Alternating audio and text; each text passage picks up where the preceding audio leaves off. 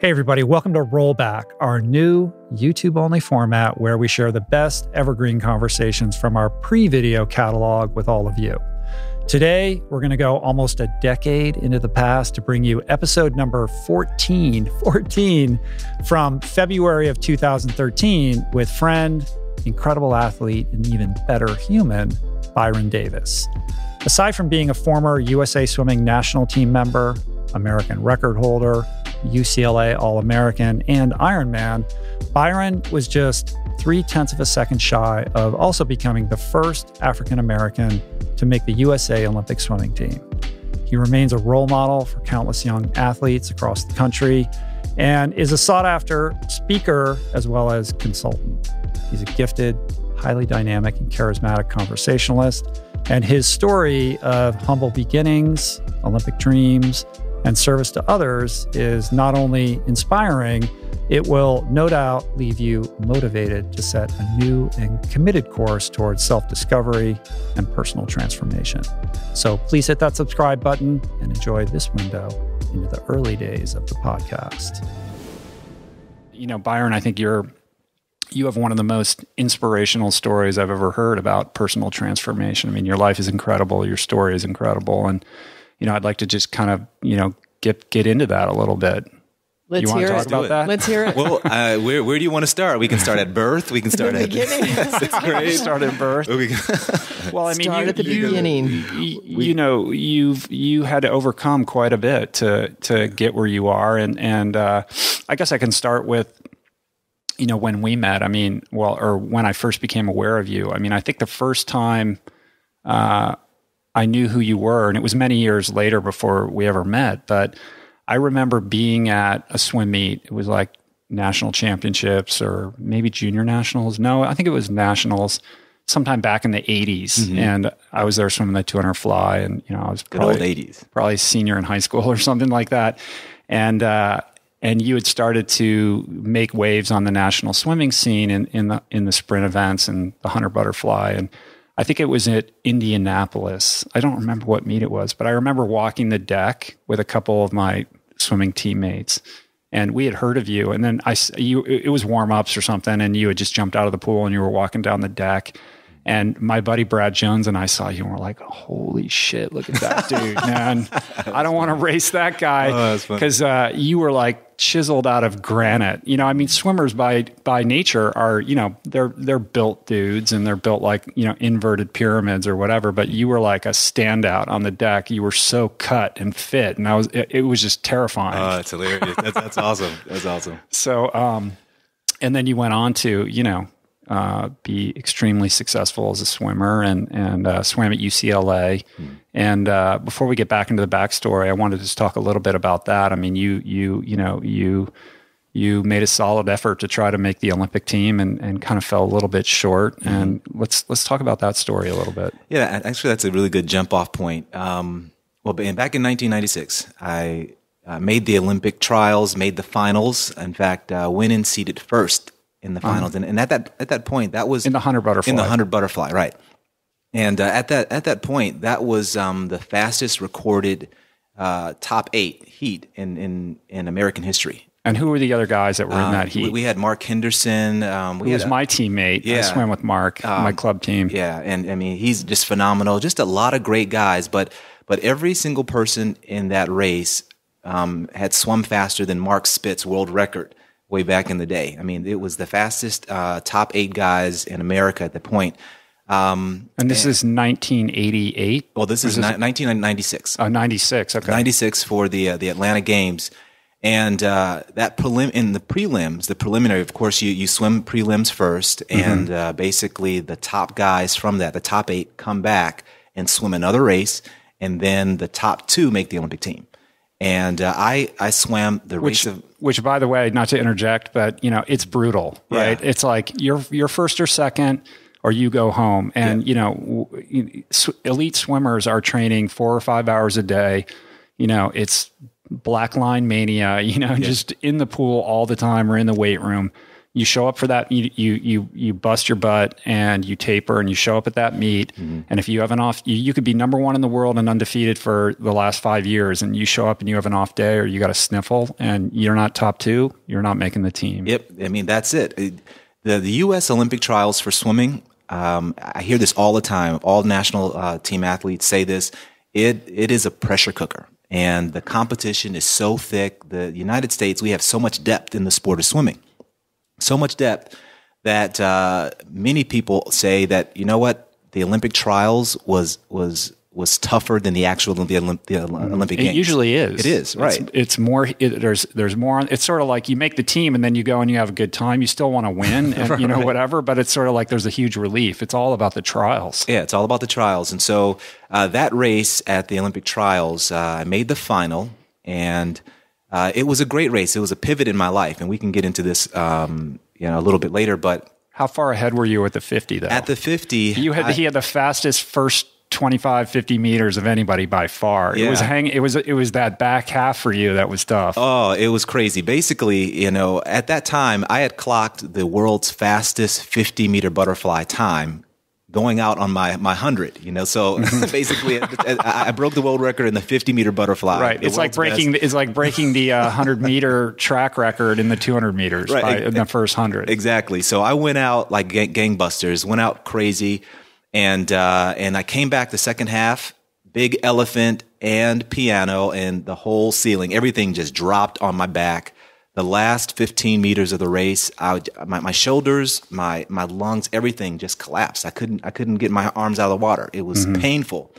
And in the process, 3 other guys ended up touching me out, and I missed making the Olympic team by 0.3 of a second. 0.3 of a second. Oh, my gosh. And it was a heartbreak. But I'm going to jump back a little bit, but then we can move forward. Right. What the beauty that actually has come out of that race, Rich, is that what most people don't realize is I wasn't even supposed to be in that race. Most people don't realize, they think, wow, that's a heartbreak. And to be honest with you, it was. I mean, I had post-meet depression and went through dark days of the soul afterward, and woke up and realized that my dreams of making the Olympic team and getting on the Wheaties box was done. Right. It wasn't going to happen. But what I had to realize, out of that emerged a beautiful story that kind of set the course for the rest of my life. But before that race, 14 months leading up into that race, I was 2 years into my retirement. I had stopped swimming after college, and I was on my way to law school. I had interned at a law firm in Philadelphia my senior year, and I was preparing, to take the LSAT and go, and did that, and I was on my way. But you know what? That summer when I interned, I realized I was in a legal library pretty much 12 hours a day, and I had stacks of depositions and a highlighter. I have no idea what that feels like. And all I did was highlight key words, key phrases for 2 attorneys. Pretty much that's what I did. And then I would do research and just highlight it.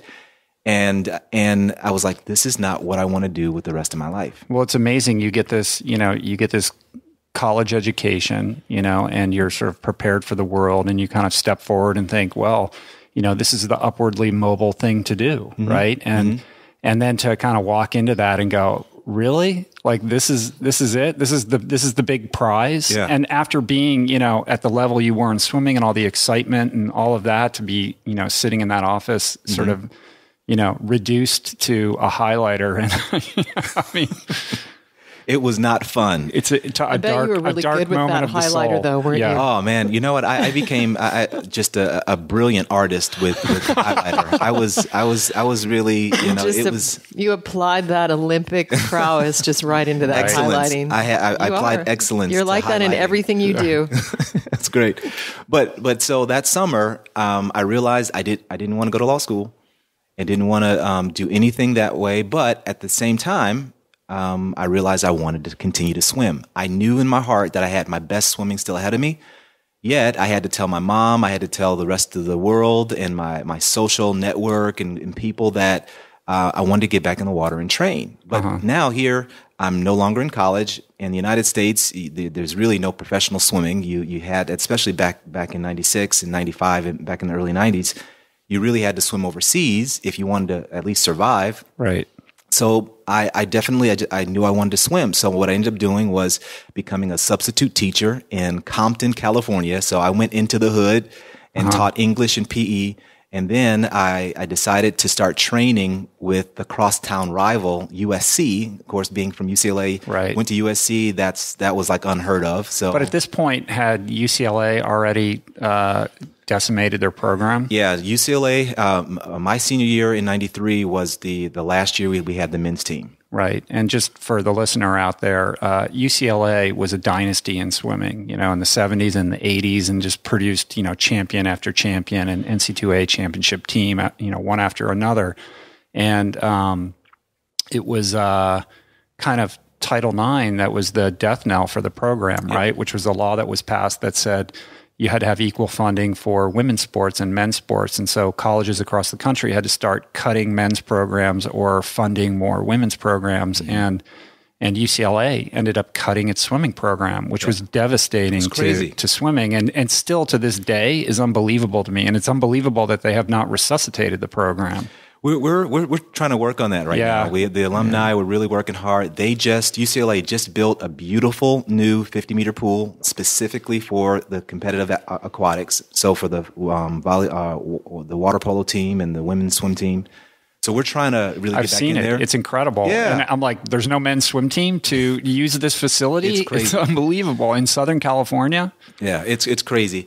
But so because of that, I decided to swim, start training at USC, and I had no money and pretty much living. There were about 6 guys in an apartment. I started substitute teaching and training, and that's it. But in that moment, Rich and Julie, I knew that I was in my sweet spot. I knew that I was supposed to be there. I couldn't explain it to other people, but I knew that I was supposed to be there, and all I knew was to get up every morning and train. And to make a long story short, I ran into a friend of mine who was a swimmer, and she said, you know what, you need to contact Jonty Skinner because the U.S. national team's creating this new unprecedented program at the Olympic Training Center, the resident national team, and they said people who want to, the top swimmers in the world are invited to train at the Olympic Training Center. You should apply. Now, I thought that this was going to be crazy because, again, here I had never been proven in the 100-meter butterfly, so long course was not, a strong point for me. Yeah, but you were a name in the sport. I mean, it wasn't like you were a nobody. I mean, everybody knew who you were. Well, yeah, but again, I had no results. Right. I all my results were yards, and in college, so I'm training, I'm swimming. I write Jonty Skinner a letter. Okay, I don't even qualify. My times aren't even fast enough to be a candidate. And this is where, again, and we can get into this, but this is where I really believe providence moves when we follow our passion, even if we can't explain it. So I write Jonty Skinner, the resident national team coach at the time, a letter. It was September. I remember it was September 10th, and I wrote him a letter and just shared with him. Just listed out an argument. This is where the whole political science and law came in. I constructed a great argument as to why I should be a good candidate. With a highlighter. With a highlighter, exactly. And I wrote him a letter. I sent it off. September 28th, I get a call from Jonty Skinner. And literally, I mean, Jonty is one of those guys, really laid back, doesn't speak a lot, doesn't say a lot, says what he means, but pretty monotone, so you don't know He's a South African guy, right? Yeah, South African guy. He was a great sprinter at the time. He missed going to the Olympics because being part of the whole apartheid thing. Right, I remember that. The whole issue. So he really missed his thing, but became a very accomplished coach at University of Alabama. Became now the at this time they picked him to be the national team coach for the resident program. Wrote him the letter. He calls me September 28th, and he says, Byron, just in a nutshell, in his classic, I'm not giving you any emotion kind of voice. If you are honest about what you put in that letter, if you really think you can do what you say you think you can do, and you're willing to be coachable, then I'll see you out here October 3rd. Oh, nice. Okay, so that was, got goosebumps. And then he hangs up the phone. I don't even remember him saying goodbye. It was like, click. That was it. And I'm like, okay, did this just happen? This is real? And so I was like, all right. so I ended up giving pretty much 90% of everything that I owned away, got out of my lease, all in one day, got out of my lease, packed everything else that I had in my 1984 Audi 5000 that I bought for $1,400, and literally drove out and $50 in my pocket and drove out to Colorado Springs, not knowing what was going to meet me there. And then in 14 months, training at the Olympic Training Center after a 2-year layoff, went from never being world ranked in the 100-meter butterfly to being ranked in the top 10 in the world, and then coming within 0.3 of a second of making the Olympic team. And so that story, I think, is the power. So although I didn't make the Olympic team, what I draw from that experience was, you know what? Yeah, I came up a little short, but failure is never final, especially if you know how to use it to fertilize your future success. And so it took me a while to get that, but that's what I learned, because leading up to that point, here are all the small wins. There's a new study out in positive psychology over the last 10 years. They stopped, studying why, all the illness in people's heads. And so they're starting to study, well, great people who go through tough times, what makes them special? Well, in positive psychology, there's the science of small wins. That's the phrase that they use, the science of small wins, which is people who are able to truly look at and own the small wins in their life. What happens is you start to create a momentum, so that even if you're going through tough times and struggles and disappointments, during the times where you're knocked back or knocked down, that momentum still moves you forward. So even though you fall, you fall forward. It's like failing up. Exactly. You've had 10 little victories, and so then you have one setback. You can manage that. It's not devastating to you. Yeah. Exactly. Yeah, and the lesson is that you broke a paradigm or broke someone else's belief system about what could be done in your own. Push those boundaries and went for it, and you're actually a champion many times along that path. Yeah, definitely, and also I think implicit in that is this idea that you had an intuitive thought or an emotional kind of drive that might have defied logic or was inexplicable, like your swimming career was over and it was time to get on with life, and you had this nagging feeling. And I think we're kind of preconditioned in our society to repress those feelings, and my story and my book and your story is about kind of saying, no, I'm actually going to listen to that. And I don't know where it's going to lead me. And it might be crazy and people are going to tell me this is the wrong thing to do, but you have that something inside you that's like pushing you, and making that choice to listen to that and follow those breadcrumbs wherever they may lead, I think is really powerful. Yeah, definitely. Because, and here's the thing, I don't want to harp on what society teaches us, but we've got to be honest.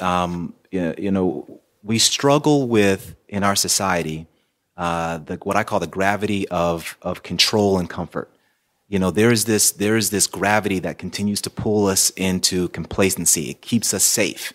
And when we're safe, all it does, it keeps us perpetuating and moving down the status quo. And if the status quo isn't your passion, isn't something that you're really called to do, you're doing it for logical reasons, but reasons that don't resonate with your heart, you start living in this state of quiet desperation, and you start becoming a drone. And here's the crazy part. People get really good at becoming drones. They become very competent and skilled in their profession, and it then keeps them even more stuck. Right. Because they get a family. We all go through this. You get a family. You have a house. All these different things you now use as logical, responsible excuses not to truly pursue your passion. And one of the things that, although I didn't learn this lesson after the race, it was years later that I look back on that race, that the lessons really started to emerge for me. But during that time, after 96, I floated for a few weeks, and I just floated. In fact, I got out of Dodge. My girlfriend, who's now my wife, my girlfriend and fiance at the time, was playing overseas in Greece. She was playing pro volleyball, indoor volleyball in Greece. And so I decided to just, you know what? I'm gonna head on over to Greece. So I convinced my mom to loan me some money, and I literally hung out in Greece for 2 or 3 weeks. Hanging out with that's Annette. cool. Well, I think that we're also sort of culturally compelled to sort of make a decision immediately. Like, okay, that chapter ended. What are you doing now? You need to know immediately. You know, and we don't take enough time to kind of breathe and catch our breath and go, you know what? It's okay if I just not make a decision right now for a little bit and, collect myself and figure out what's next. I think ultimately it'll set you on a better trajectory if you allow yourself that space, as opposed to, oh my God, this is over. Like, I need to get a job right away, or go into some kind of tailspin panic over it. Mm-hmm. Well, and I wish I could say, Rich, that I knew that, and I had the courage at that moment to pursue my passion, my next phase, my next chapter. After I got back from Greece, I was like, I got to get a job. Mm-hmm. I got to get a job. And so a position opened up to be an assistant coach at UCLA, but for the women's team. Mm-hmm. And the head coach at the time approached me, Cindy Gallagher, and she said, I'd love for you to come and help me with my sprinters. And it was a job, and it was in something that I was familiar with, so I ended up taking it. I got to tell you, 5 months into the job, I realized every day I stepped foot on the pool deck, I wanted to be in the water. I wanted to be, and I was fighting this thing because it was like, no, your time is done. You're finished. Right. But I wanted to be in the pool. And what I didn't realize then is, I didn't necessarily want to, try to reclaim some glory in the water, but again, that passion for adventure, for expressing myself, kinesthetically, for the creative process that you go through when you're preparing for your event. All of those things were still fresh inside of me. Mm-hmm. Yet I was in a position where my job description was really clear, and I couldn't move too much, to the left or to the right of that. I had to stay in that box. But yet this spirit of creativity and adventure and wanting to express and use my body and my mind creatively to produce something, an idea, that was what was alive in me. So I struggled. And pretty soon, after a year, I quit. I wasn't a very good assistant coach, and I wasn't doing my job well. Cindy would have fired me anyway. So I ended up quitting, and I got back in the water and started training. But at this, what year is this now? This is now 1998. 1998. So here's the thing. So now I'm married. My wife and I are married, and she decides that she wants to play pro beach volleyball, and she partnered with a person who was also new to the game. And at this point, 1998, we're married, and we live in an apartment, and we decide that both of us were going to go for the Olympics again. Right. And so we go for the Olympics. I start training in swimming. I go back to teaching again. So this is like comeback number 2. Comeback number 2. Right. Long story short, I didn't make the 2000 Olympic Games. My wife did. Did you make the trials that year? Yeah, I made the trials. I made the trials, and I injured my shoulder a couple of weeks before, and I got psyched out. I mean, that's a whole nother story. But I ended up not making the Olympic team. Mm-hmm. But here's the beautiful thing about that moment. In 1998, again, one of those kernels of confirmation that's like, you're on the right path. Stay the course. So in 98, my wife and I decide that we're going to pursue the Olympics, but we're going to do it full on. So we couldn't really work. So I quit my job as a substitute teacher because, again, that's what I knew. I wasn't a coach. Said, I can't substitute teach. I need to focus on swimming. Annette says, I need to focus on pro beach volleyball. Incidentally, she ended up making the Olympic team in 2000. So we got one Olympian in the family. So that's awesome. Right. Yeah. But here's where that providence comes in. No later, maybe it was a month later, we're both into this. We don't have money, and we're wondering what's going to happen. I get a call from a casting agent in LA, and they said, you know what? I forgot. I even forgot what it wasn't. I forget what company this was, what gaming company, but they were creating a software, creating a game that was revolving around the Olympics, and it was the swimming portion was Mark Spitz. That was the character they were using, and they wanted to do a commercial with Mark Spitz, and then a backdrop or other swimmers. So I was an extra in this commercial. So I get this call. I'm an extra. I gotta tell you, they're like, we need a black guy. We need a black guy. This Byron, he's the only one. Exactly. We need a black swimmer. Who can we find? Yeah, there's only one. Yeah, exactly. So we go, and literally I spend the whole day, and all we're doing are 25s, and I happen to be in the lane right next to Mark Spitz, right? Uh-huh. And so we're doing this back and forth. Who, by the way, continues to swim Masters at UCLA. And if you're a Master swimmer in Southern California, you can be on the UCLA Masters team. And he, shows up, and he still shows up and swims. And a side note, Mark Spitz is hilarious. And he doesn't mean to be. That's why he's so funny to me, because he'll be talking, we'll be, swimming and all of a sudden he'll tell a story of how he broke the world record, in warm up.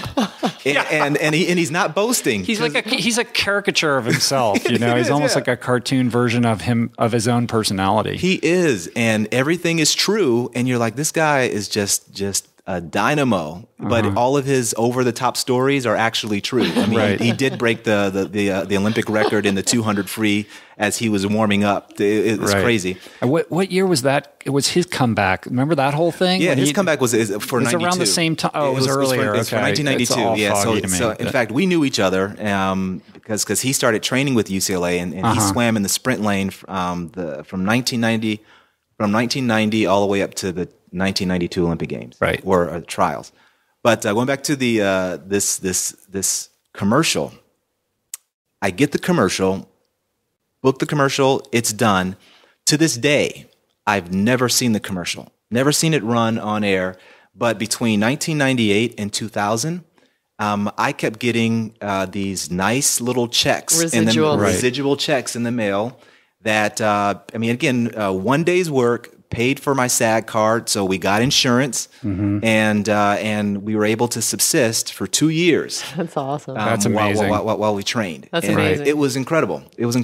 It is that crazy, magical, spiritual equation that, when your heart is in alignment and you're walking with purpose and faith, and you don't know where it's going to lead you, that you get provided for. I talk about that in the book, and it seems weird or whatever, but it's been proven to me so many times in my life. And then, I hear stories like yours all the time, and it's not, crazy. And it's not often it doesn't often look like what you think it's going to look like. No, it's never, you could never predict it. You don't know what it's going to look like. It's going to be very unconventional and very creative, but it always comes. And that's what's scary. And it's scary. And if you're human, you get scared by that. Because again, we're conditioned for comfort and control. We gravitate toward comfort and control in our lives, but the creative process is nothing. It's not control. You're releasing. No, you have to. You have to surrender that. You have to surrender that control. You have to be willing to let go and be willing to receive whatever is going to come your way. Yeah, and you can relate to this, Rich, just in training for crazy ultra stuff. There comes a point, and we call it being in the zone, but you reach a point in your race or your event or whatever it is where it's a crossroads, and that crossroads you have to make a choice. Either I decide to keep control and do this through willpower, or you decide to let go. And you decide to just go into the zone. You decide to say, you know what, I'm gonna chase this, and the pain is still there. The courage you need to fight through stuff is still there. All of that that doesn't go away. But at some point, you decide to let yourself be totally captured in the moment, and then that's where breakthrough happens. Absolutely, and I talk about that a lot too, and the power of surrender and the beauty of surrender. And it's a confusing concept for somebody who's not familiar with it, because the immediate kind of knee-jerk reaction is, well, that's giving up. Like, why, what are you talking about? I don't understand that. And I'm like, no, that's not what it is at all. You still take the actions, you do all the necessary things, but you're relinquishing your attachment to the results. And, exactly.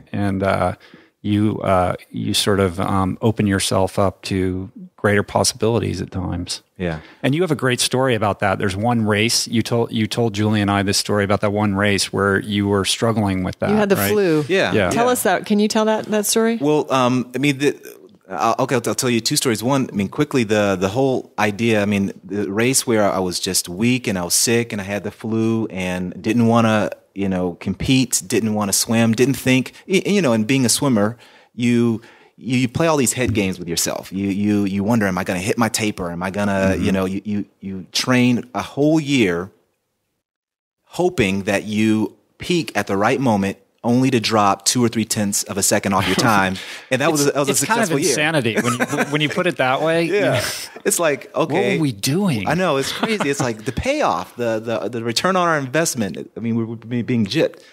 Well, anyway, so I'm playing with all these head games and all, and I'm in the middle of the race, and at some point, again, I came to that crossroad where it was, okay, am I just going to give in to this moment, or am I going to buy into the logical lies that I told myself? And the answer was no. In that moment, I allowed myself to give into what I call now giving into your greatness. Everyone, we all have 3 people in fighting for position in our lives. We can either be our average self, we could be our defeated self, or we could be our epic self. And our epic self is the way that we do that is by learning to give into our own greatness. And we do that in these little moments of decision. And so in that race, I made that decision. It was just a shift to allow, again, not looking at the outcome, not trying to will myself to win, but instead recognizing that, you know what, I have everything that I need in this moment to accomplish what I'm called to do at this time. It was, that was the moment. And, the outcome was great. I ended up winning and getting my best time and everything. But again, that was just one of those small moments. And I was sick. I didn't, all the excuses that we had leading into the race, I didn't have a great taper. All these things existed. They were true. But yet still walked away with my best time and walked away with the victory. Mm-hmm. Yeah, and when you first told me the story, I was so delighted because you had talked about having all those facts and the reality of the conditions, and then at that moment, you described it that you just let go. You dissolved into your greatness, and you felt something greater than yourself actually come in, and you won. Right. Yeah. Against all logic, right. Really. Yeah. And so for somebody who's listening out there, I mean, how do you do that? You know what I mean? There's a gap between kind of intellectually understanding, the story, but what are the tools that you have to employ to, kind of free your mind up to allow yourself to be in that headspace? I definitely think that it's. There comes a point, almost like the perfect storm that takes place where, and you've heard this, the phrase, when we prepare to do something. So there's a process of ownership and even getting to the opportunity for great things to happen. We all have to pay that price. We all struggle with what I call the pluck and the plop syndrome, which is we want to be plucked out of our current situation and automatically plopped into our ideal situation, and all the while, ignoring and forfeiting the process. Well, we all have to go through that process, the process of training, the process of doing what we know we need to do in order to be invited to the game, in order to actually be in that position to win or be in that position for great things to happen. So that's one side of it. You definitely do have to prepare, and preparing comes in many different ways. Preparing is knowing what your strengths and your gifts are, and knowing how you operate. Some people prepare in a very scheduled, methodical kind of way. Other people prepare in a very creative, very random, organic kind of way. Yeah, I'm the former, and Julie is the latter. I think. But the key is so if we're going to put this in a step formula, the first thing is identifying and owning how you like to prepare, and not making apology for it, but owning how you prepare. But then here's, I think, the second step is recognizing there comes a point where you have to trust that you've done all that you can do. And it's that moment of trust where this collision takes place, and providence moves with you, meaning all sorts of things start to happen in your favor that normally wouldn't if you didn't choose to allow yourself to let go. Mm-hmm. So in swimming, it's called, we call it the swimming out of our mind. We spend a lot of time trying to train and mentally get prepared. But at some point, we realize that now we have to spend the next hour or however long it takes us to get psyched up for our race. Mm-hmm. What do? We try to get out of our mind. We put headphones on. We do things to distract ourselves because we no longer want, after we've dotted the I's, we've crossed the T's, we no longer want to question how we prepared. And all we want to do is fight to be completely present. And that's the second part, is once we've prepared, now the simple key is protecting and guarding your present, being completely present in that moment, because that's when you invite all of the other energy that takes place, energy from people, the crowd, yelling for you, the energy of that fear that comes. Fear is a beautiful thing. Fear and excitement come from the same source. I mean, just think. I hope I'm making sense. I know I'm going all over the place. Absolutely, yeah. Perfect. But fear and excitement come from the same source. When we're fear, biologically, what happens? Our palm starts to sweat, heart starts to beat fast, eyes dilate. You get the dryness of mouth, cotton mouth. Well, what happens when we're excited? Our hands start to sweat. Our heart starts to beat fast. Our eyes dilate. Mm-hmm. The same chemical, physical, biological reaction to fear is the same response to excitement. The key is fear is the anticipation of something bad, whereas excitement is the anticipation of something good. Right. And so in that present, in the moment, we must condition ourselves to embrace what's going to be good, as opposed to embrace what could be bad. Nice. Yeah, that's beautifully eloquently put. It's so inspiring to hear you speak, and you Pastor do Byron such a is beautiful. preaching. Well, I mean, he's such a you're such a beautiful soul, and you're so connected spiritually, and you have so much beauty, and it's just it's a delight. Thank you. I want to work with you. How do I work with you? That's funny. This is great. This is awesome. It's in swimming, in addition to the physical training, there's a lot of visualization that you do. You spend a lot of time at a meet, you're lying on a pool deck and you're like rehearsing your race, like every single detail, every tenth of a second from beginning to end of that 50 freestyle or whatever, so that by the time you get up on the blocks, it's a foregone conclusion. It's almost robotic at that point. Like the race is already done. And Julie used to always say this to me, before the Ultraman race. It's like, it's already done. You've already done it. You just have to walk through it now. But it's already complete. Yep. And that is exactly what you said. It's about being completely present and showing up for the moment and allowing for, the miracle to happen. Yeah. And who's a master at this, since we're talking swimming a little bit. And I've followed him ever since he came on my radar, is Michael Phelps. Mm-hmm. A quick story I like to tell is I beat Michael Phelps. Yes, I beat Michael Phelps. Byron. He was 14. He was a child. He was a child. He just burst on the scene. It was the Santa Clarita International meet, invitational. And I remember him. He got 8th. He went in seated, or he made the finals. He was in lane 8, and I was in lane 6.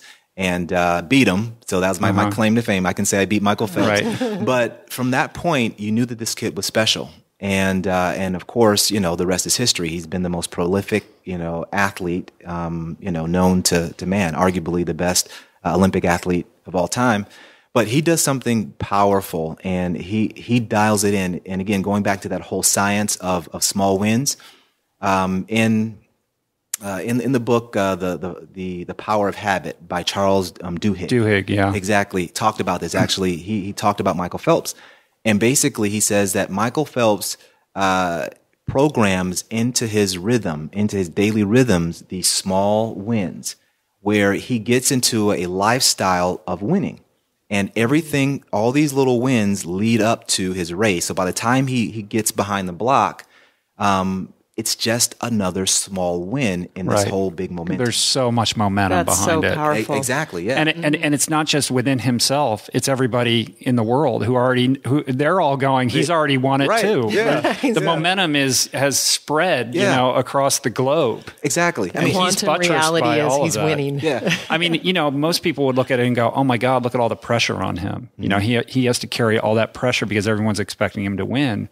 But you're flipping it and saying, no, it's actually everybody. He has this huge monsoon of wind behind him where everyone's sort of already said, okay, you're the guy, like just follow through. Right. And when people show up to beat him, again, whenever he's on the block, everyone wants to beat him. I mean, let's look at the Olympics in Beijing, okay, in the race, the 100 butterfly. Yeah. That he swam with Michael Kavik against Michael Kavik, who's also a great guy. He was supposed to lose that race. Right. If you look at how the race, if you look at all the replays, you look at how Michael swam his race, perfect to a T. Mm-hmm. Yet that momentum that Michael Phelps had just was undeniable. And he found a way to put his hand on the wall first. Right. I mean, that's powerful. If it's on YouTube, I'll post a link to the video of that race because if you're like one of 3 people on the planet who didn't see it, it was the one race that he almost lost at that Olympics where he kind of messed up his touch at the end and Kavik almost nailed him. And when you watch the repeats, you really can't tell to the eye who won. Like, what was it? Was it 100th or a 200th of a second or something like that? Yeah, it was something crazy. Yeah. Right. Yeah. But of course he won. So That's beautiful. yeah, that's amazing. That's amazing. Mm-hmm. So let's step back a little bit though, because I want to get kind of into your backstory. You were not, out of the gate. Nobody would have predicted that you were going to be, this very bright, articulate, upwardly mobile champion swimmer. I mean, you grew up in Cleveland, yeah. Yep. Kind of the wrong side of the tracks, and let's hear a little bit about that. Yeah, I grew up in the inner city of Cleveland, East Cleveland, Ohio. I lived a few blocks away from Case Western Reserve, and for people who know where Case Western Reserve is, it's right outside of downtown, not in a very good neighborhood. The experts said that I would be just another stat. I again grew up in the inner city, raised by a single black mom. My dad, unfortunately, chose to sell drugs for a living, but ultimately was found tied to his bedpost, shot 6 times in the head. How old were you in that? I was 6. Mm-hmm. And I'll never forget the day that my mom brings me upstairs. And by the way, 2 months before this happened, my mom told my dad to leave, get out of the house, because there was just bad elements kept coming around the house. And, I've talked to her, of course, as an adult and kind of got the backstory on all this. But back then, I just knew that my dad was moving into an apartment 2 blocks down the street from us. Mm-hmm. And I didn't understand why, but as a kid, you're like, all right, I'll just roll with it. And you were a single child? And and so, no, I have a sister, who's 6 years older than I am. And so that day, I remember I was playing outside with my best friend Lamar, and we were out in the front lawn, and we used to play this. We used to have a tennis ball and then a broomstick, and we would play bat, we would swing the bat. Basically, I would stand by the stairs, or someone would stand by the stairs, and the other person would throw the tennis ball, and you batting practice. Right. So we were having batting practice, and I remember my mom calling me upstairs, and she sat down I'll never forget it. We had this orange, like kind of love seat couch that we had. She sat down in there. I sat next to her, like kind of right between her legs, and she said, "Hey, your dad's never coming back."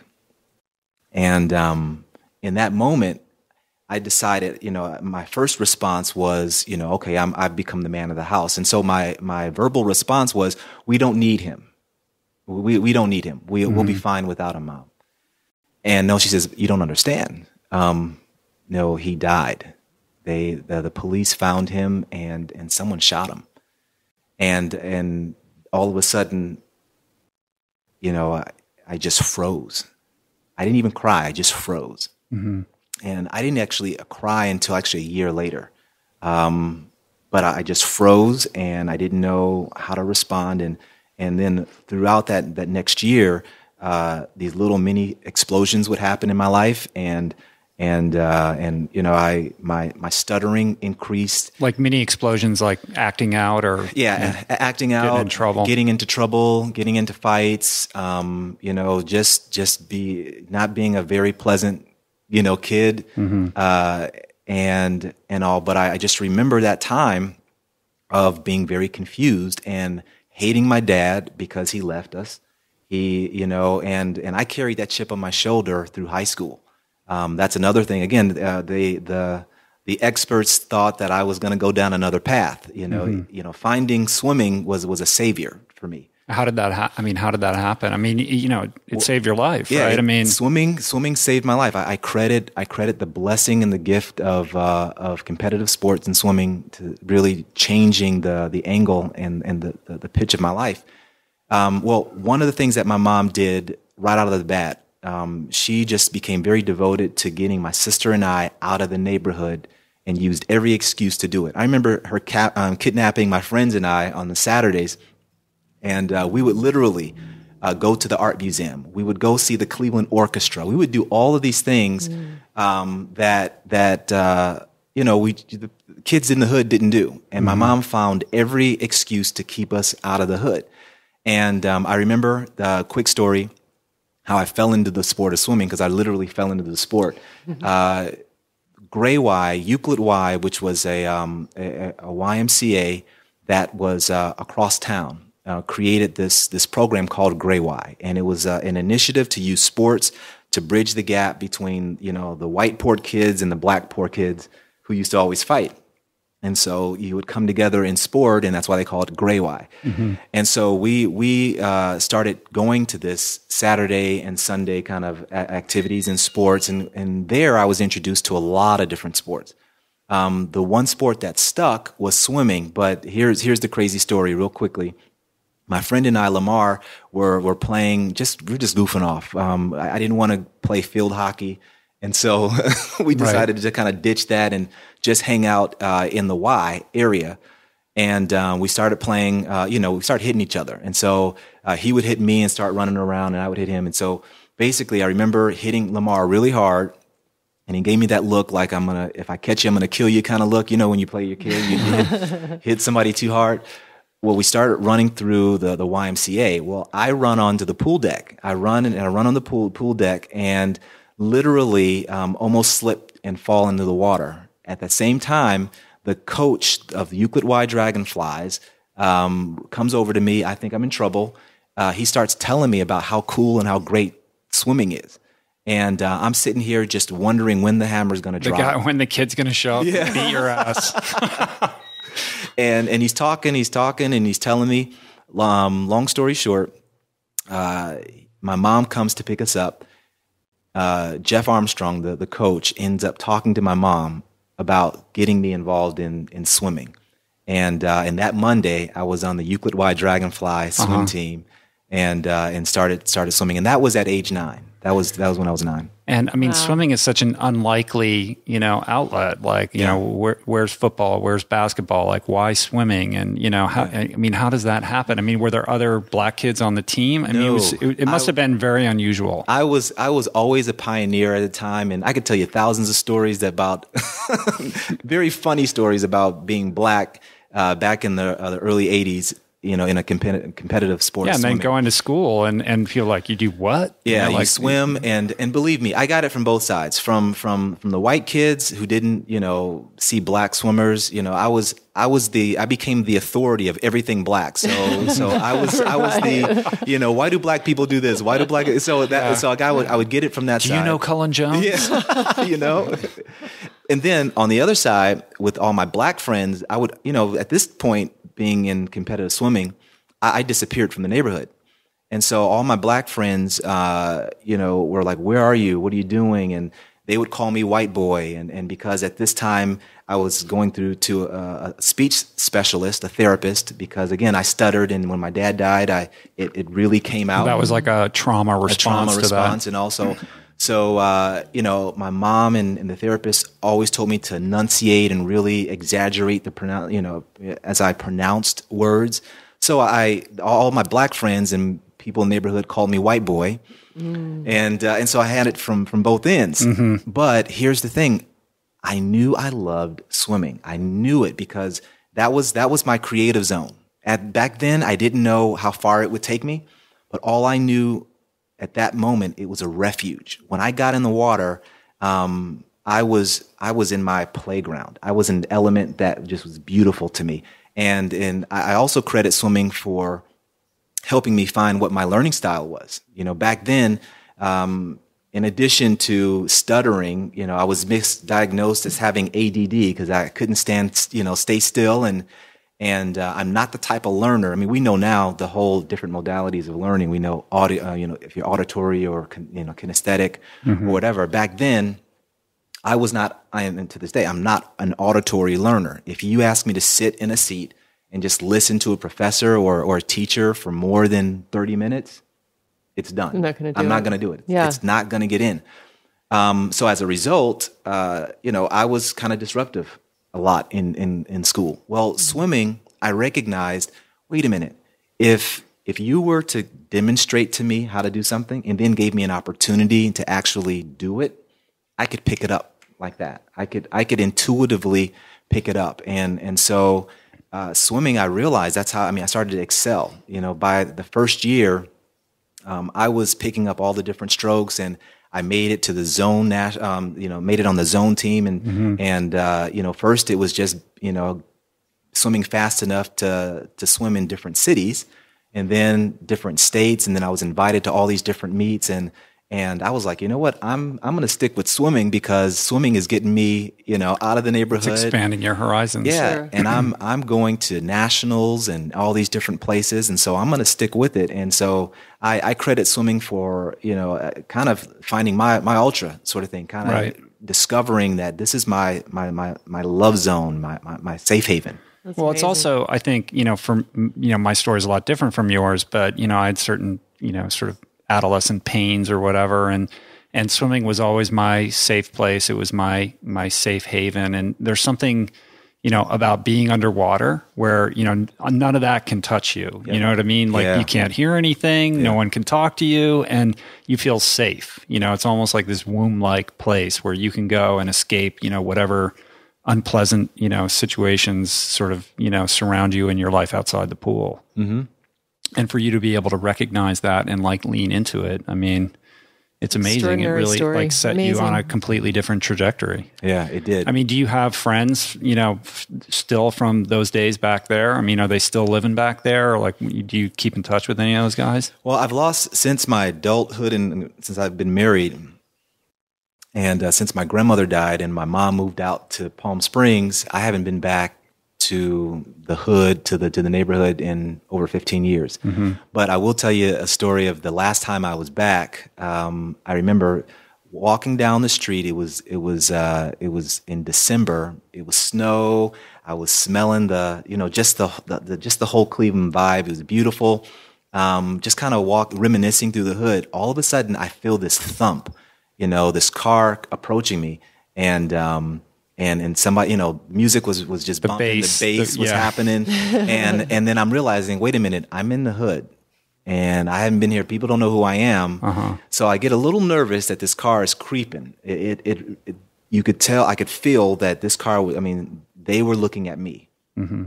So the car rolls up, and then all of a sudden, the car rolls just right past me, and when you grow up in the hood, you learn that when you're in the city, you don't walk on the sidewalk. You never walk on the sidewalk. You always walk in the street.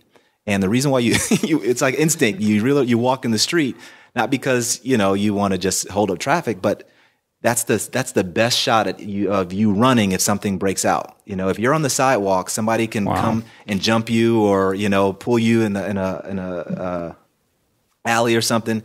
You just learn to walk in the street. So, instinct kicked in. I'm walking in the street. All of a sudden, the car pulls up, and then it just kind of pulls and it stops right in front of me. Just kind of, literally, it doesn't go by me. It just, it turns, and now I have to purposely walk onto the sidewalk to walk around it. And so I realized, oh, hold on. So I stop, and then the windows roll down, and I'm thinking, I'm in trouble. I'm in trouble. Well, it was a good friend of mine. We called him Deke, and I won't give his real name, but he rolls down and he says, "Man, he says, you are crazy. Why are you walking in the hood like this? You could get shot." And then I'm like, okay. And all of a sudden, now, I'm like in my 20s now, and we're all grown, and I see Deke for the first time in ages. And I put two and two together. Deke is now, the head guy in the neighborhood. He's a drug dealer, and he's like, he owns this, and he's like, man. But he's your boy. He's my boy. Yeah. He's my boy. So I'm safe. He's my boy. He's like, all right. He says, yeah, you almost got shot. And the funny thing, and he says, all right. He says, but don't worry, man. I got your back. And he says, if someone bothers you, tell him you know me. And then he drives off. Wow. And so that was my last experience in the hood. That's heavy. Yeah. And then what about the coach from that YMCA? Oh, Jeff Armstrong. Now it's so funny, and this is the beauty about I forget the poem, but basically it's I wish I had it. The poem basically it talks about, we all have to manifest our own greatness. Because when we do, the last sentence of the poem, when we do, we give other people permission to do the same thing. I just butchered that, but you get it. Yeah.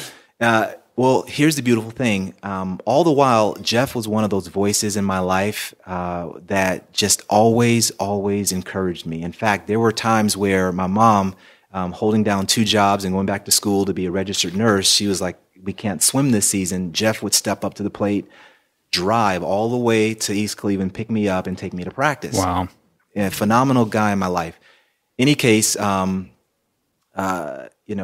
writes me a letter. I'm an adult now, right? I'm an adult. Annette and I, we have our first son. This is right after the 2000 Olympic Games.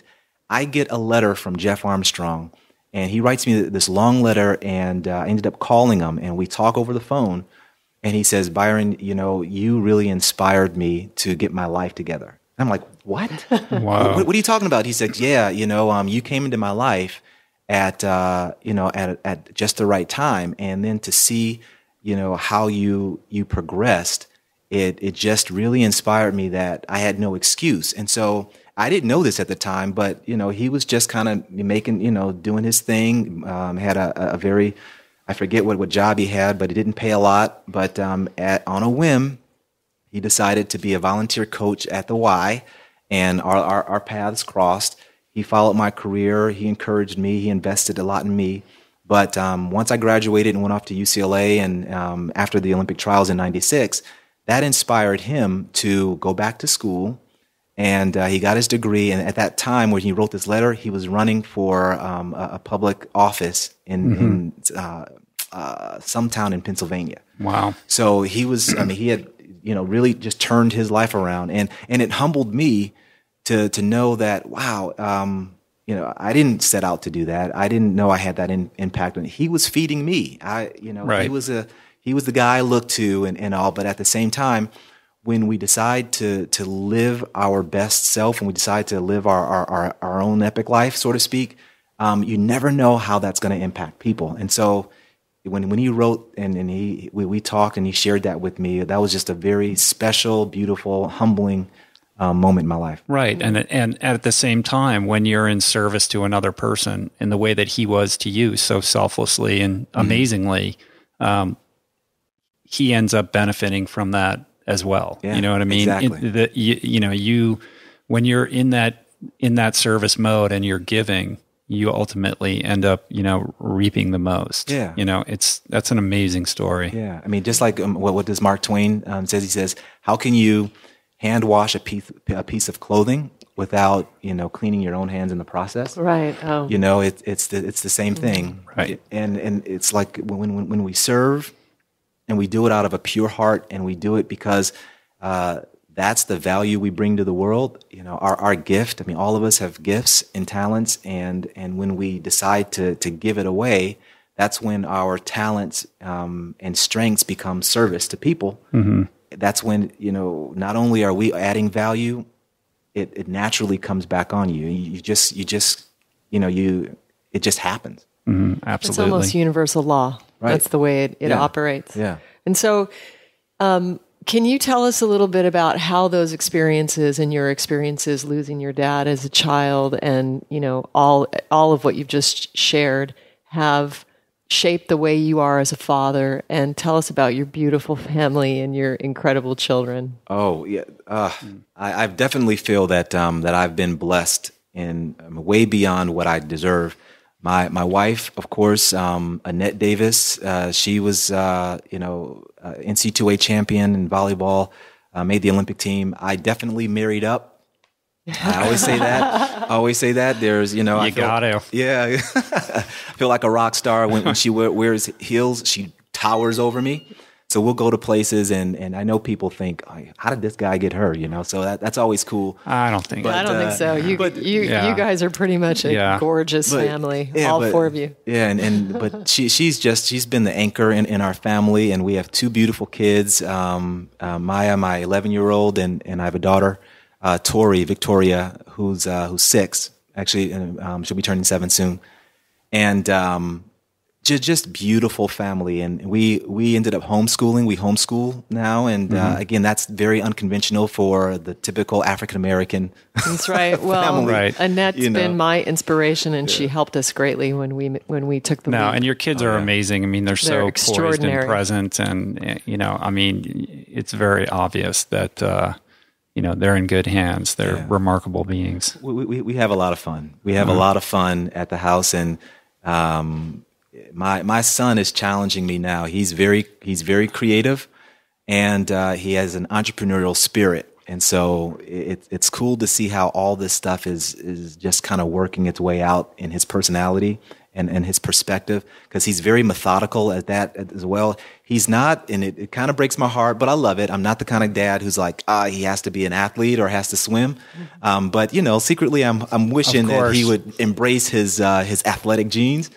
But he doesn't care. It never works. It never works that way. Not having it. No. But he definitely, my son right now is definitely exploring his creative side. He has already written 3 books, three novels. He has he's developing these characters, and he loves to sketch and draw, and he has these cartoon characters, and the Legend of Zano is a book that he wrote. That's amazing. Yeah, and actually the stories are really cool, very, very cool. And so he's really exploring that. And my daughter also, she's very athletic. She has athletic genes, but she doesn't care about athletics, competitive athletics. She loves dancing. She loves doing things. And again, she's really competitive, meaning one of the little tricks that I play on her all the time. I love it. It's going to break my heart when she catches on, but we'll be walking just somewhere random, and all I have to do is start running. Yeah. And she could be totally distracted, and then once she sees me running, she starts running just to beat me. It just she doesn't know where the finish line is. She doesn't know why we're doing it. She just knows she has to win. So great. So she's that way, but both Maya and Victoria have been huge blessings, and it's really cool. And Julie, you can relate to this.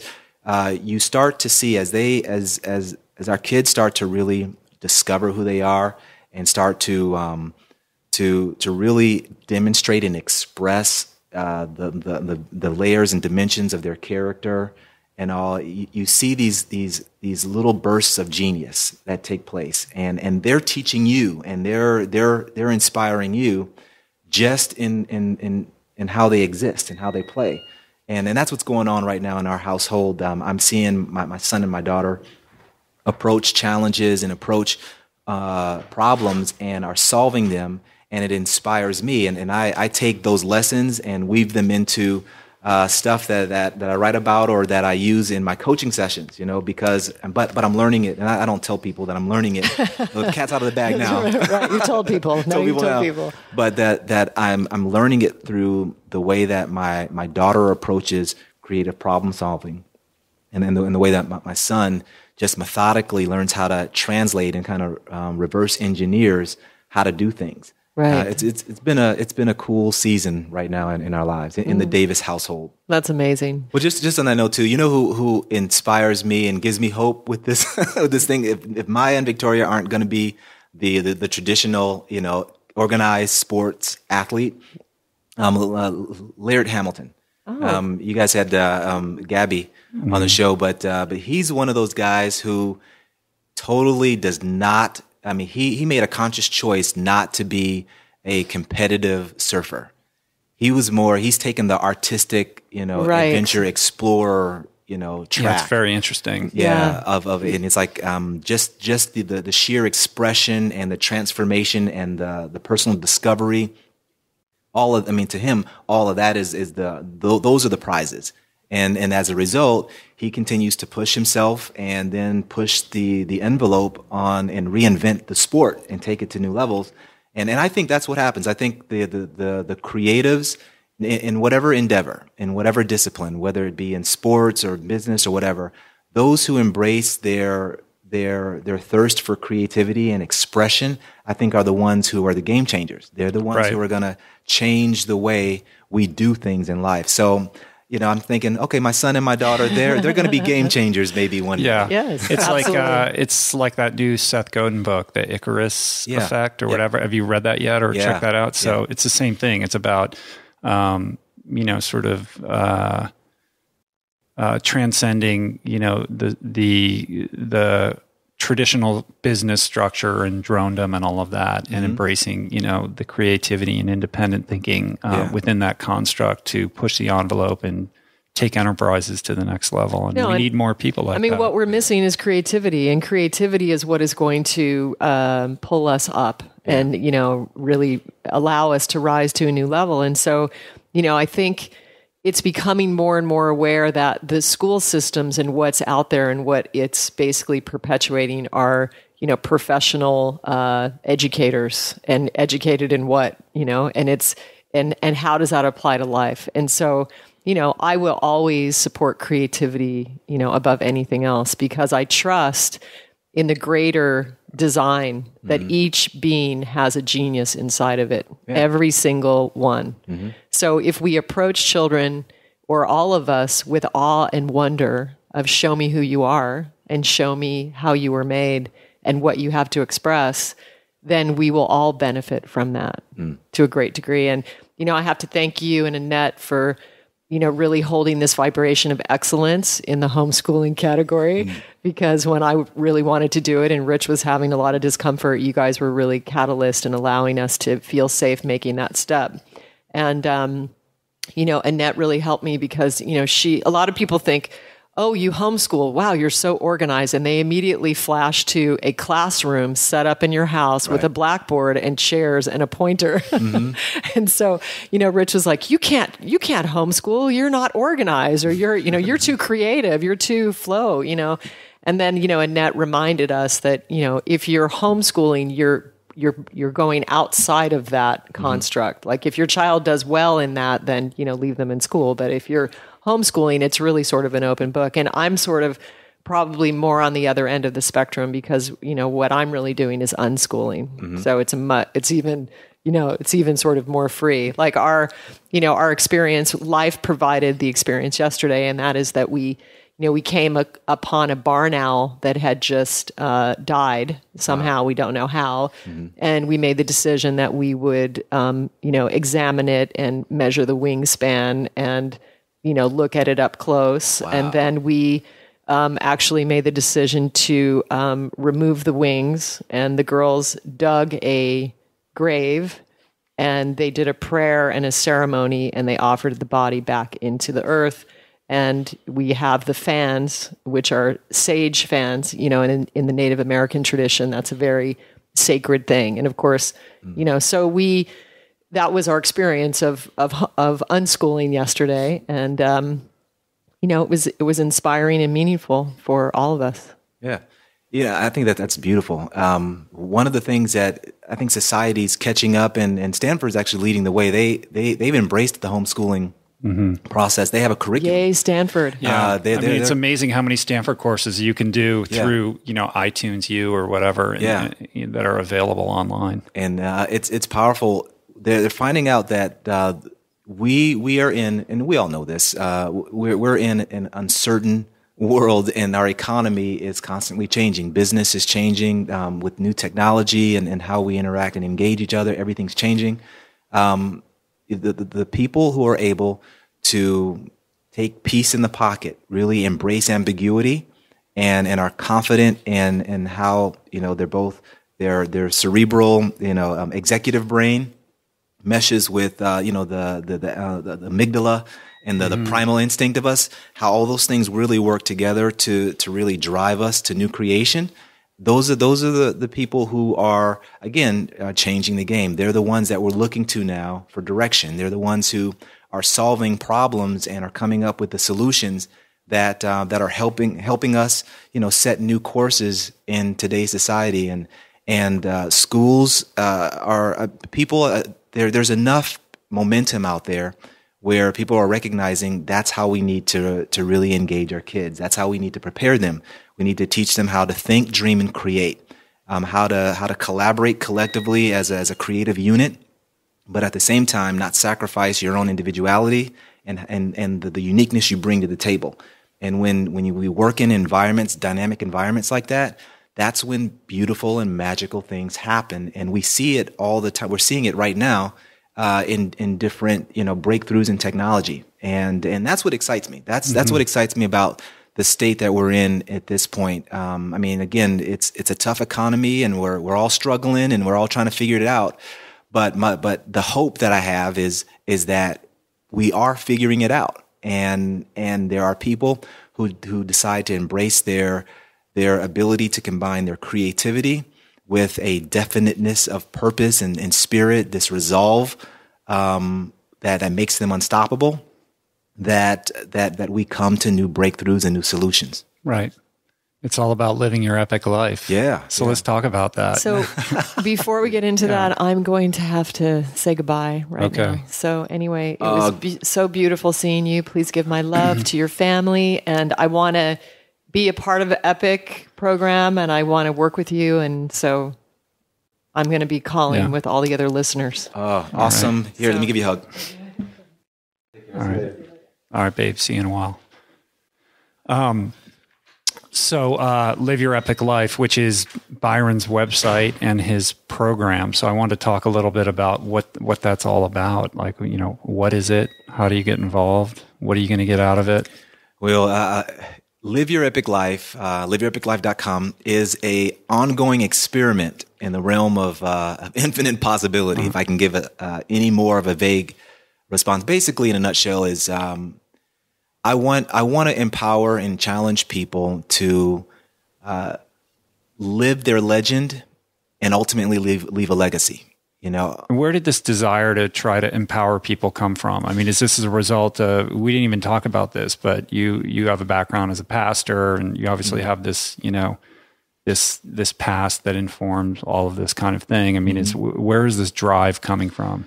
I think initially it just comes from the conviction and belief that I truly believe that God didn't make a mistake when He made us. And all of us are uniquely gifted with a gift mix of stuff that will then allow us to bring and create new valuable value added contributions to this world. I definitely believe that. I truly believe that. And if I look back, or when I look back on my life and I see there's a common thread and theme, no matter where life took me and what season I was in or what job I did, the common denominator was always me wanting to get the best out of myself and the most out of my life, really tinker, kind of be my own, I always say I'm in constant beta, we're all in constant beta mode. So really, really trying to get the best out of myself. And when things didn't work out, really going inward and examining, okay, what was the inner breakdown? So always being a student of human dynamics and my own performance and trying to get the best out of myself. And then two, even more so, feeling even greater satisfaction when I inspired or empowered or challenged someone else to do it. So I was always a better relay swimmer than I was an individual swimmer or in individual races. Not because, I didn't like to swim individual races. There was something about being a part of that team, that team dynamic that allowed, just got me more excited about doing whatever it is we were doing. So I've always enjoyed coming alongside people who had a desire to experiment and transform. And so that was a constant theme in my life. And I reached a season in my life, Rich, where now that's what I want to do for the rest of my life. Is I want to constantly explore and experiment and really embrace this transformation process for myself, but then also work with other people who have and share the same kind of conviction. Right. And so what, for somebody who is interested in exploring this, what are they in for? Okay. Well, I without trying to say that I have this, 4-step program. Here's the 4 steps, dude. that you could get. But I do. I think there is a methodology behind transformation and growth and how to lean into it and embrace it. Basically, I believe the knack for us when we study great performers, I call them high impact people. When we study high impact people, no matter what discipline or industry or sport, we see that they intuitively do 3 things very well. They see what they want clearly. They learn to express what they want fully. And here's the third one that most of us miss. They learn how to let their obstacles lead the way. I call it illumination, seeing what you want clearly, animation, expressing what you want fully, and then iteration, allowing to let your obstacles actually lead the way. What does that mean? Allowing your obstacles lead the way? Buckminster Fuller, great mathematician. Sure. He keeps coming up on the podcast. Oh, yeah. It's like the third time That's Buckminster awesome. Fuller has come up. That's awesome. He says a problem well defined is a problem well on its way to being solved. When we allow our obstacles to lead the way, we learn to embrace obstacles and setbacks and roadblocks, not in the way of fatalism, meaning, that's it, I'm done. But more so recognize that roadblock, is asking for us to respond to the situation in a different way. And when you fully understand it, like you can identify, like this is exactly what's holding me back, this particular roadblock, as opposed to like, I don't know why I can't move forward, like not knowing. But when you know exactly what it is, then that's the first step towards trying to come up with the solution to attack and overcome it. Yeah, the roadblock is telling you what to do next. Your immediate next move is to move around the roadblock. It's like this. It's like if we're in a dark room and we wake up and let's say we're in a hotel. I'm making this up. We're in a hotel room, dark and all, but we want to go to the bathroom. Well, we get up out of the bed. Number one, we never question whether or not we're going to get to the bathroom, right? But it's dark. We can't see a thing. What do? We stumble our way to the bathroom, right? We kind of walk and we see where, we kind of feel where the end table is. We kind of notice our hand on the wall. All of a sudden, these little obstacles start to actually create, when we weave them together, a reliable roadmap that brings us to our destination. Mm-hmm. That's what obstacles and challenges do in our life, is that they are not roadblocks, but if we know how to use them right, they become reliable, very pragmatic roadmaps to really giving us what it is we want, the result that we want. Right. So, all right. So you have these 3 things, these sort of cornerstone principles to your program. And is this like an online program, or is this do you do personal coaching? Like, explain to me exactly, what it is that this all entails. Yeah, there are 3 different kind of road on ramps to this road, and again, I call these 3 things rhythms. What I do in a nutshell is I help people practice these 3 rhythms in their life. Practice illumination, animation, and iteration as it relates to their desired outcome. And there's a lot of free resources on the blog liveyourepiclife.com that has evolved over the last 6 months, especially doing a lot of interview of experts, but then also diving deep on each of these things. So that's the first step. The first on-ramp is just hanging out at the blog. There's a life planning guide that I give away Basically, it's your epic life plan, and it's a step-by-step guide that helps people get clear about the kind of results they want in each area of their life. And then how do you create a narrative or a story that you can now step into in order to live that life out. Right. And so that's the first step. And then it goes all the way up. People, we just launched, in fact, the doors are closed for this. We just actually launched the Unstoppable You Bootcamp today. We'll open that up in the spring again.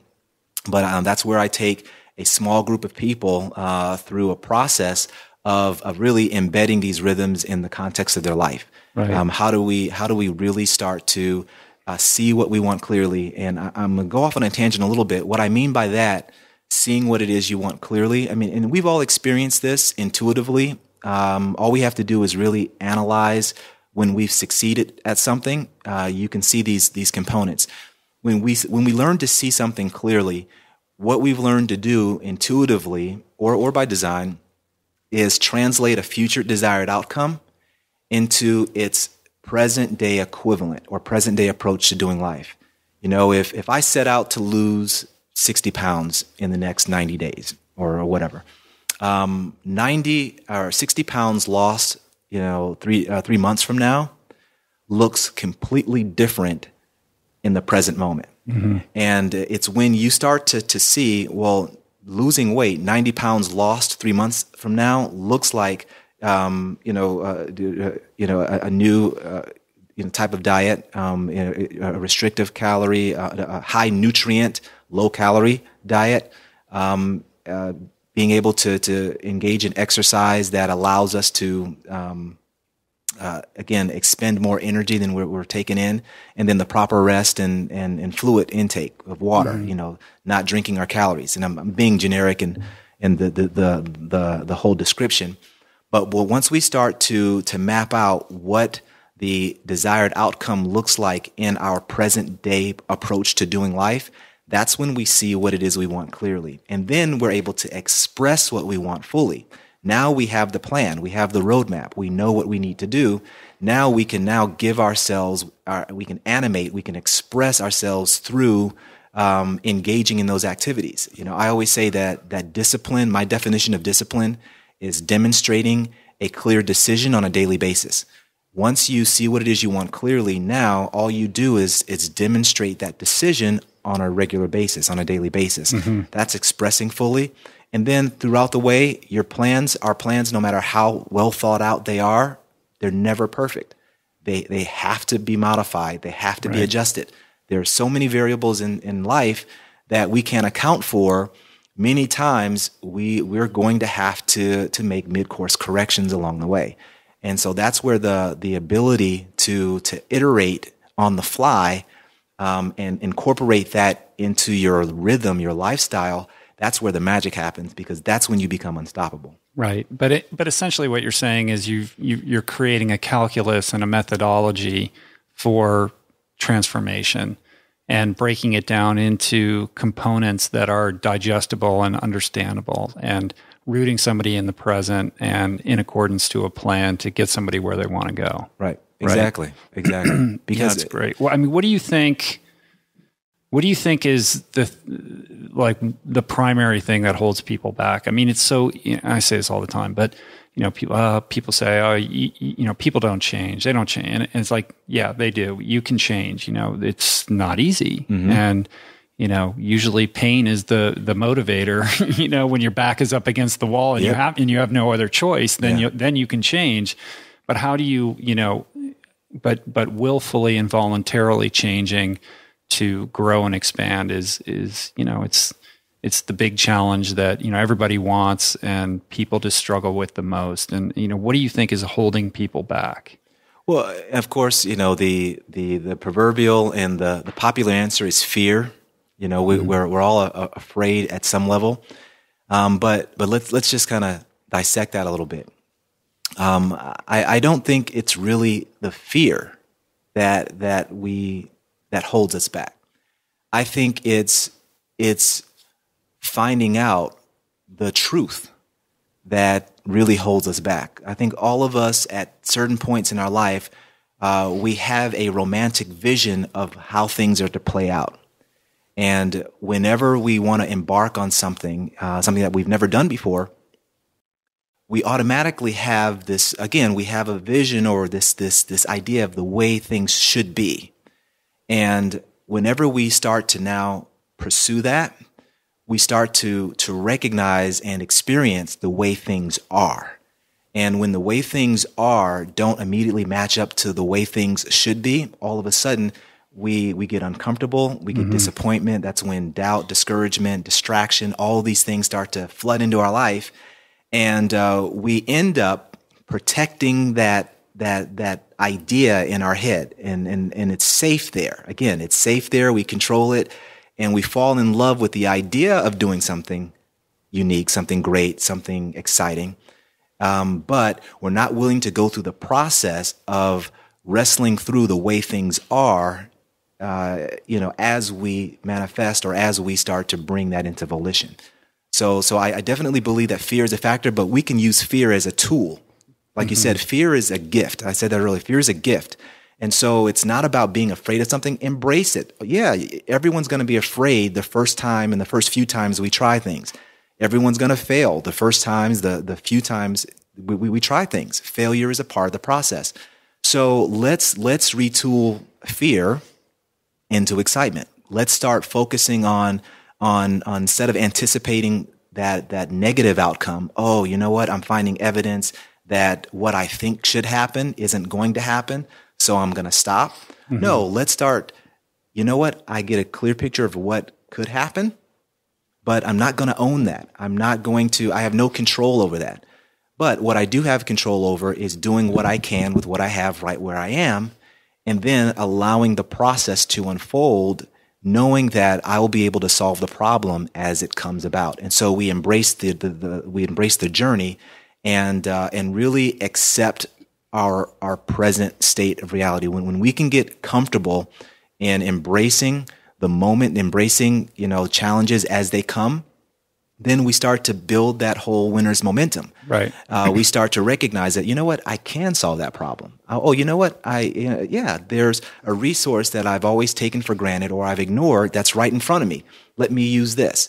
And pretty soon we find ourselves being catapulted into or across the finish line with our desired outcome. Right. I think sort of getting at the fundamental kind of starting line of the whole thing, in order to trigger that excitement or to even come up with any kind of trajectory, you need to know what you want. Like, what is it that you want? And I think that a lot of people don't know, and then they're ashamed that they don't know. Like, there's a lot of people that say, I don't even know what I want to be when I grow up, or I don't even know. Like, I know I'm not satisfied, but if I had to pick my ultimate career, I don't even know what that is. And then they feel bad because they think they should know, and there's sort of a disassociation from the self. Well, let's call the big elephant in the room out here. Really, what's wrong with not knowing?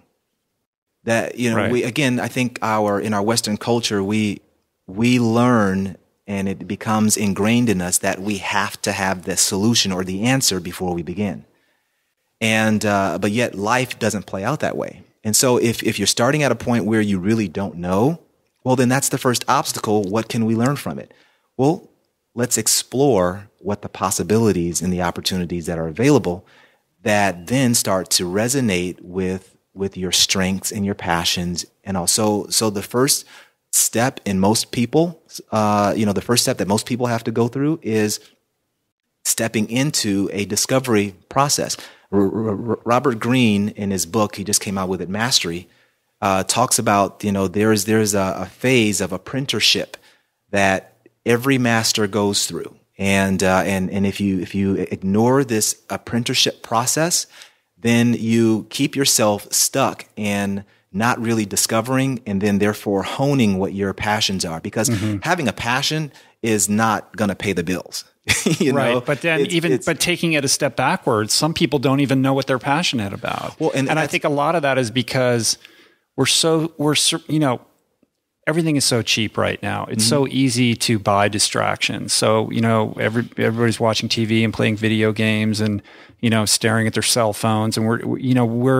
we are almost by design, in this constant state of distraction from ourselves. And I think when that's perpetuated, we do get into this disassociated state of being where it's like, I don't even know what I'm passionate about. I mean, there's a lot of people walking around like you say, well, embrace your passion. Well, how do I even know what I'm passionate about? Well, and that's where the whole apprenticeship process comes in. I call it giving yourself room to play and experiment. Most of the time, because we pack our lives with all these distractions, as you eloquently pointed out, I think that's so true, that we fool ourselves into thinking we don't have enough time to play and experiment.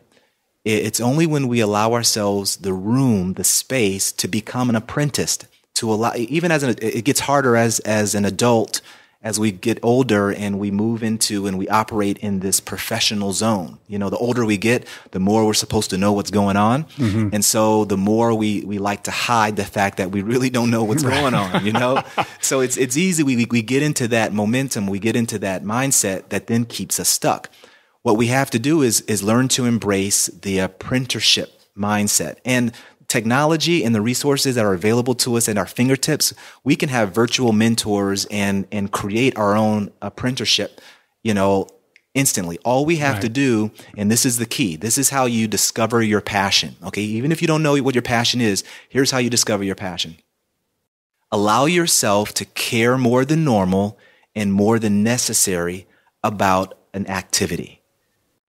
And then when you allow yourself to care more than normal about something and more than necessary, you start to move out of the realm of being your average self. Mm-hmm. You start to step into that fanatical realm of let me really explore and really chase this rabbit hole to see how far it really goes. All we have to begin doing is just caring about it more than the average person. And what that does is start to unfold. You'll find out very quickly whether or not something grabs your heart or resonates with you or not. You'll find it. And if it doesn't, cool. Guess what? You move on to something else.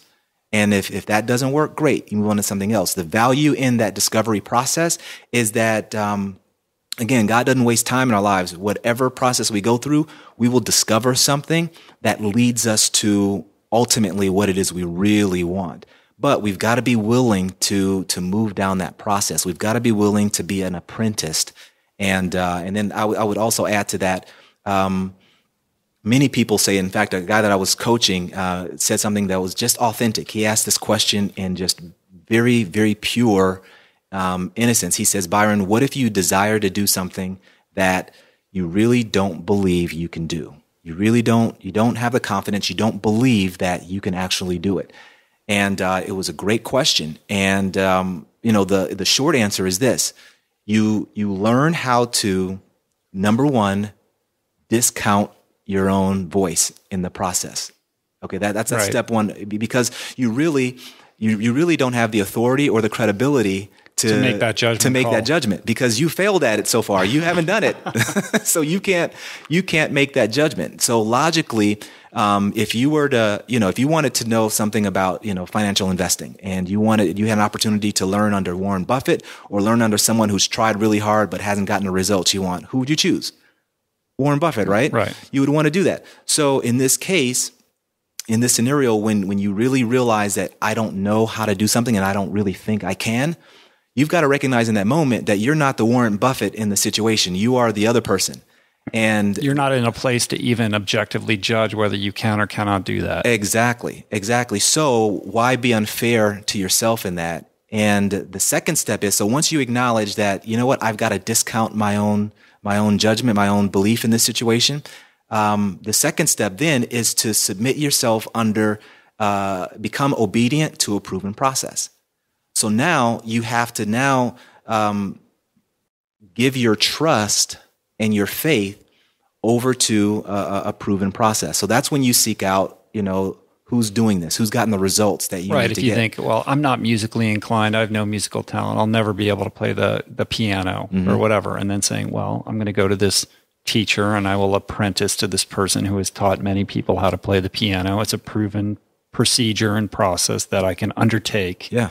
Yeah. And we know this as athletes. You know, there comes a point where we have to buy into the culture and the methodology of the program we're in. If we don't buy into how the coach is preparing us, then we'll second guess our preparation, and then we'll lose all confidence in our ability. Right. There comes a point where you have to give your trust over to the process. You have to fall in love with the process. You have to give your heart to the process. Again, you've got to care more than normal and more than necessary.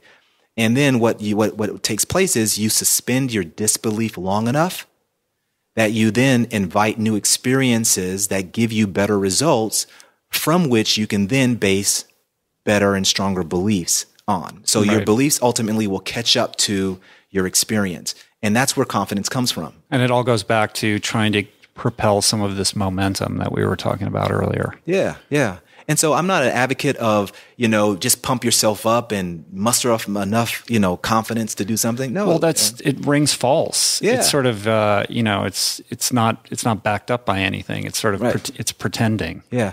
Allow yourself to embrace, it's like this. So when I speak to athletes and I go out and talk, I say, at times you will not be confident. Okay. Recognize that, embrace it. Don't be surprised if and when it happens. Confidence has very little to do with your capability of actually doing it, making it happen. In that moment, don't worry about not being confident. Allow yourself to be curious. Okay, we can all be curious. We can all allow ourselves to go into a moment, into a situation where we don't know the answer. We acknowledge we don't know the answer, but we all can embrace that and be very curious. And when we're curious, it's just like a kid. When you're curious about something, you put on the hat of a professor. Your awareness and all of your energy, your brain power starts to become acutely aware of scenarios, of patterns, of little answers. All these things start to now come at you when you decide to be curious. You invite enough room to create experiences that then you can start to stack up that will become your confidence. Right. So you don't have to be confident. You don't have to believe you can do something in order to do it. Just allow yourself to be curious enough to move through that moment in that period of ambiguity, and then allow the small incremental results you get to dictate your mid-course corrections, so that ultimately you will cross the finish line. Right. And that confidence will come as a result of that. It's sort of like acting as if it's like, I don't believe this is going to work, but I'm going to show up and do it anyway.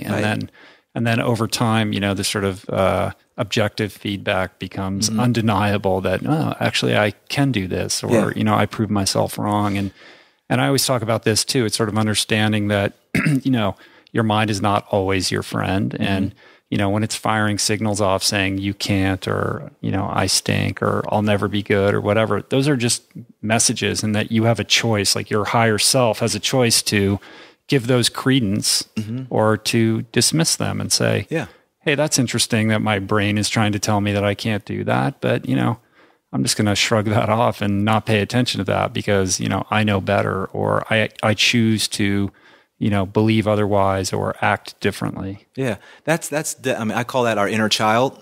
Our inner child will start acting up and be rebellious, but as the adult in the situation who has better smack them down. Yeah, you say, well, no, I'll demonstrate it. I'll show you. Take my hand, and I will lead the way.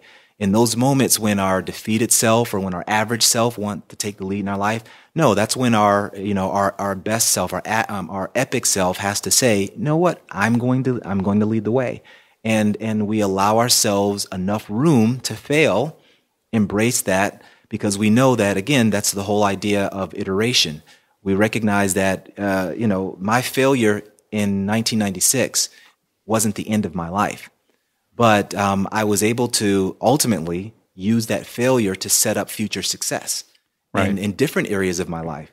Likewise, that's the attitude and the inner culture we have to embrace in order to really do things that are meaningful in our life. And I know I'm throwing a lot or going off on tangents here, but it's for the same reason why I'm not an advocate of setting goals the way we've always been taught in school. I'm not an enemy to setting goals, but I think we limit ourselves a lot when we get trapped in the need to set goals.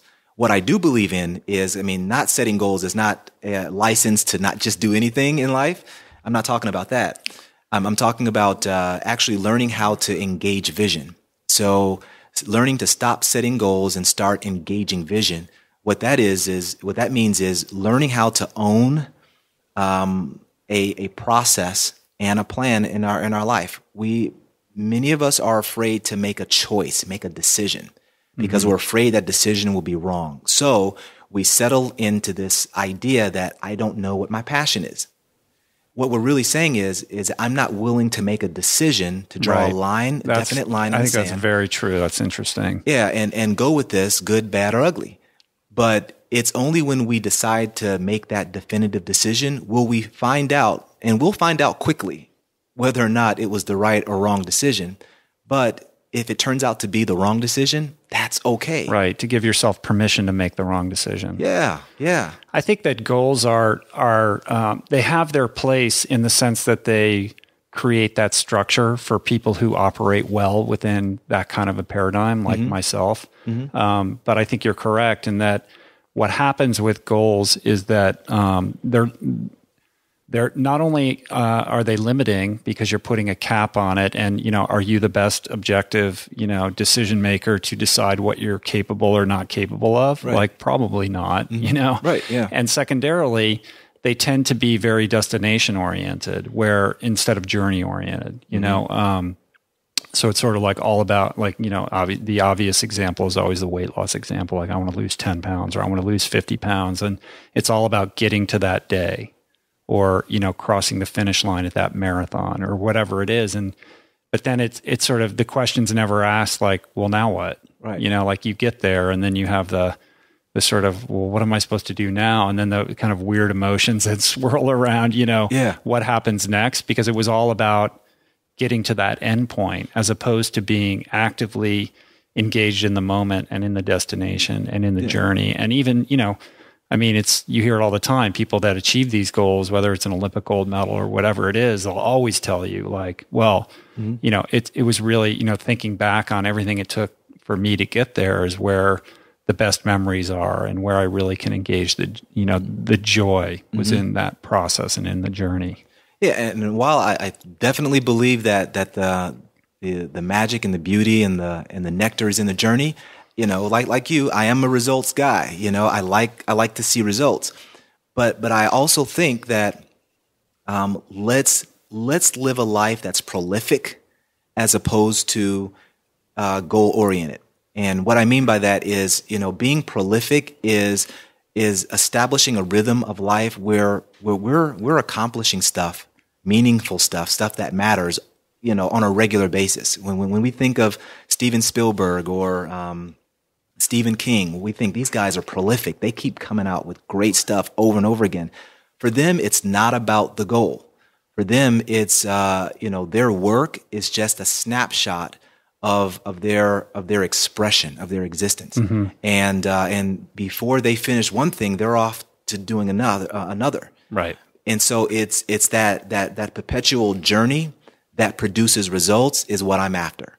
That's living prolifically. That's what we want. And guys will tell you, people will tell you again, after a big event, after the Super Bowl, why is it that we hear story after story of people doing something great, and then immediately, a short time afterward, they blow their brains out, or they go off on the deep end, or something, and we're like, how did that happen? It's because partly they got themselves so wrapped up in defining who they were in that moment when the moment was gone. If they didn't immediately have another hill to conquer, they were lost. Well, I say, let's not limit ourselves by that. Let's have definite checkpoints. Let's have moments where we can celebrate victory. I'm totally into that.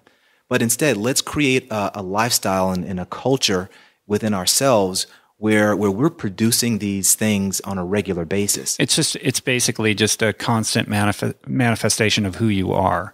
So as opposed to, I want to win the Super Bowl, it's like, or if you're Spielberg, it's just, this is what I do. I'm doing it all the time. I'm on to the next thing. And you're not overly attached to the result of any one thing, because that's not your focus. Right. Your focus isn't, crossing the finish line at the marathon or what the scale says that day.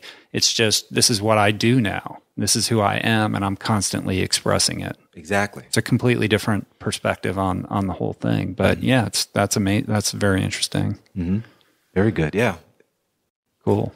Live prolifically. Yeah, let's live our your prolific epic life. Live our epic life. And here's the thing: the reason why I say epic, I know that for some that's kind of over the top. Live your epic life.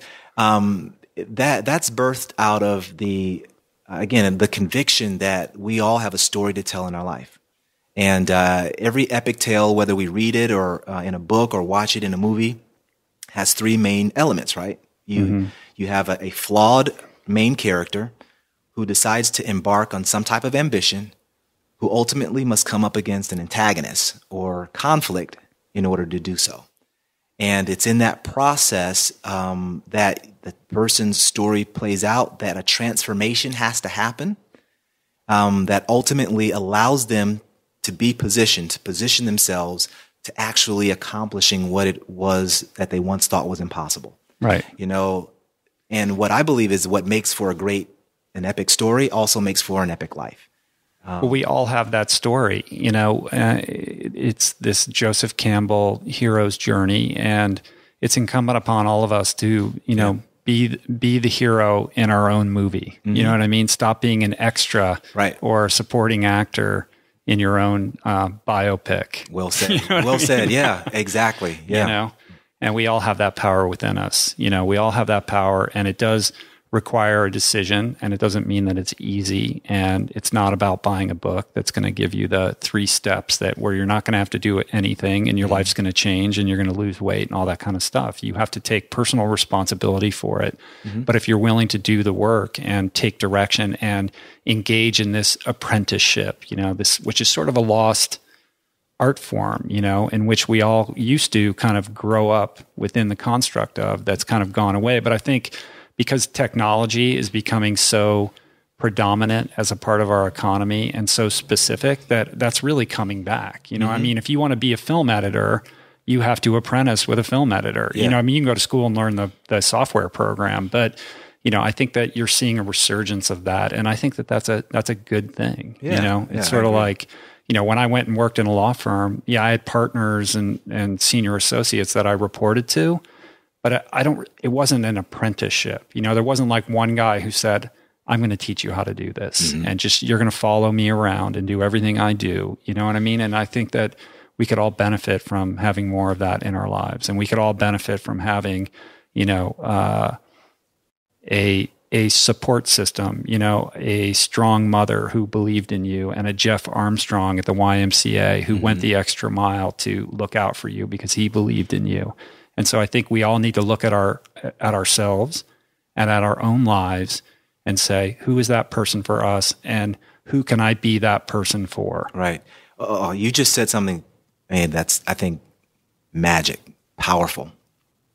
There are situations and people out there right now who, when they honestly look at their life, they don't have that person. They don't have a mom who was totally sold out to investing in them. They don't have that person who was a champion for them, even if and when they didn't believe in themselves. Yeah, they are. But here's the key, and I go back to what you jarred this in my mind. My 8th grade teacher always said the fastest way to master or learn anything is to turn around and immediately teach it to someone else. Yeah. Well, you can reverse engineer the whole apprentice process, where you just decide that, you know what, I am going to teach or invest in someone else and show them, demonstrate to them how to get results in this area of your life. And if you just do that, if you just even start there, have the courage to start there, all of a sudden you will start out of the woodwork, resources and relationships and things you used to take for granted that you look at a different way will then become your teacher, that they will become your source of content and information that now starts to funnel through you And in the process of you just inviting someone else along the process with you, you begin to practice the very thing you once thought you couldn't do.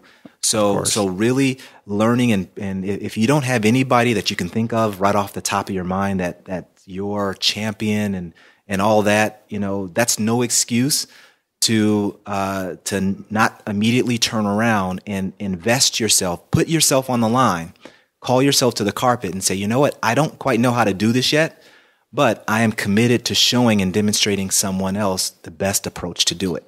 And just putting yourself in that position immediately, all of a sudden, you now become this honing device where all these resources and all of the information you need will start to come together for you. And in the process of you sharing, you giving yourself, you pouring yourself into someone else, you benefit in the process. Yeah, absolutely. I mean, that's something I learned a long time ago, and is a key cornerstone in recovery.